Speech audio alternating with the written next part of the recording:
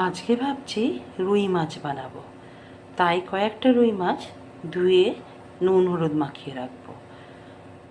এই যে দেখুন, এখানে মাছটা ধুয়ে নুন হলুদ মাখিয়ে রেখেছি, আর এখানে আলুটা ধুয়ে নুন হলুদ মাখিয়ে। বেলা হয়ে গেছে বলে আজকে শুধু মাছের ঝোল আর করলা ভাজা। এই মাছের ঝোলটা বানিয়ে তারপরে করলা ভাজা। বন্ধুরা, প্রথমে মাছটা ভেজে নেব।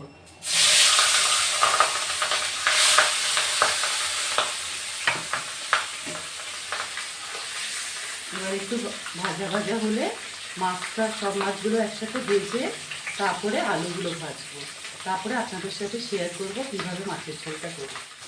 এই দেখুন, মাছটা ভাজা হয়ে গেছে। এবার আমি মাছটা তুলে নেব।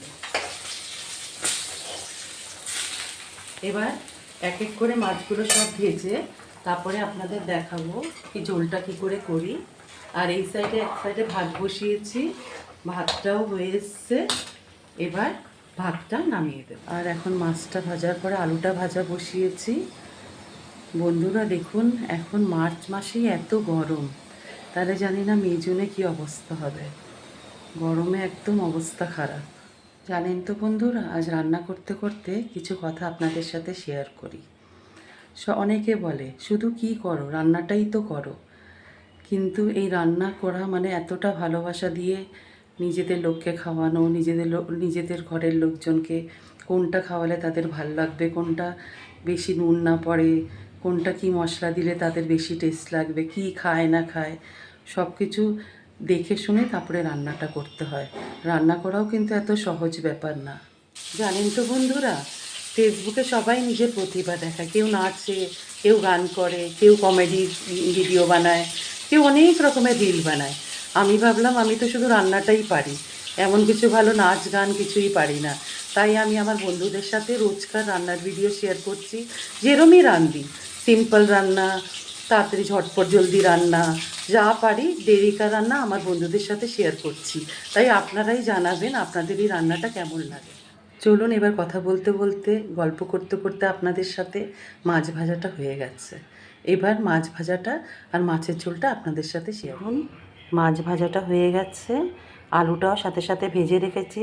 সাইডে টমেটো বাটা, আদা, কাঁচা লঙ্কা বাটা, জিরে বাটা, ধনে বাটা করে রেখেছি। এবার বাস চটজলদি মাছের ঝোলটা হয়ে যাবে। তেলটায় কালো জিরে ফোড়ন দিলাম, দেওয়ার পরে টমেটো বাটা দিয়ে দিলাম। এখানে 2টো টমেটো আছে। টমেটোটা যেই ভাজা ভাজা হয়ে গেল, এখানে আদা বাটা, কাঁচা লঙ্কা বাটা, জিরে বাটা আর একটু ধনে বাটা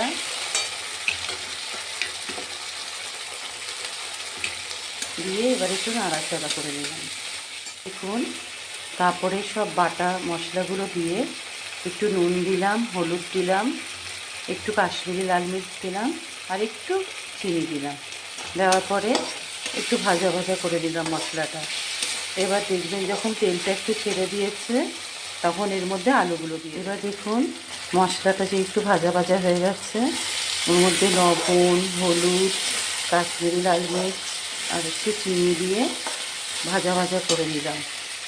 এবার যখন তেলটা একদম ছেড়ে দিয়েছে, তেলটা ছাড়ার পরে মশলাটা ততক্ষণ একটু ভালো করে ভাজতে থাকবেন। মশলা যত ভালো করে ভাজা হবে, মাছের ঝোলের টেস্টটা ততই আসবে। এবার যেই ভাজা ভাজা হয়ে গেল, এবার এর মধ্যে আমি আলুগুলো দিই। আলু দেওয়ার পরে আলুর সাথে বেশ মশলাটা ভাজা ভাজা হয়ে গেছে। জানেন তো বন্ধুরা, অনেকে পেঁয়াজ দিয়ে করে, কিন্তু একদম তাজা মাছ তো, আজকে এনেছে তাজা মাছ একদম, তাই আমি আজকে আর পেঁয়াজটা দিলাম না।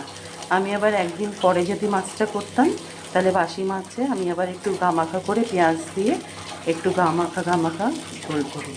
কিন্তু আজকে আমি পেঁয়াজটা দিইনি, আদা বাটা, জিরে বাটা, ধনে বাটা, কাঁচা লঙ্কা বাটা আর টমেটো বাটা দিয়েছি। বেশ ভাজা ভাজা হয়ে গেছে। এবার একটু গরম জল দিয়ে দেবো।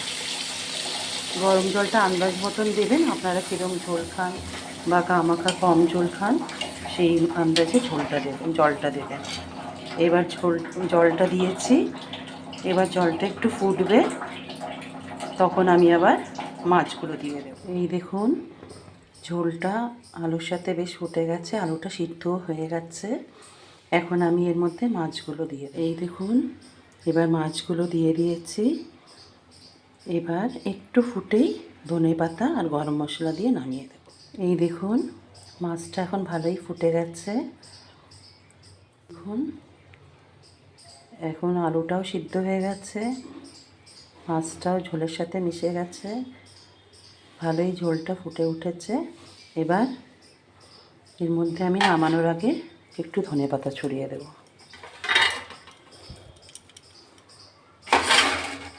বাস, ধনেপাতা ছড়িয়ে নামিয়ে দেবো, মাছের ঝোল রেডি। এই দেখুন লাল লাল ঝাল ঝাল মাছের ঝোল রেডি। এই দেখুন আজকের দুপুরে লাঞ্চের মেনু মাছের ঝোল।